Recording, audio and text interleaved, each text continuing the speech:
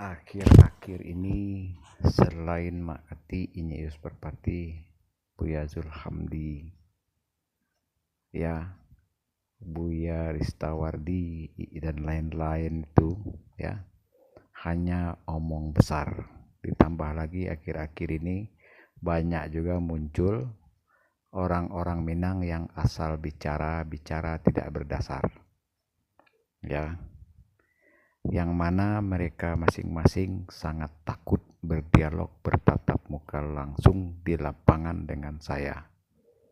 Berulang kali saya datangi Minang, saat saya datang ke Minang mereka menghilang.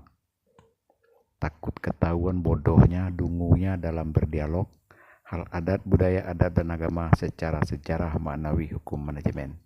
Mereka hanya bicara sepotong-sepotong, ya, ibarat lempar batu sepunyi tangan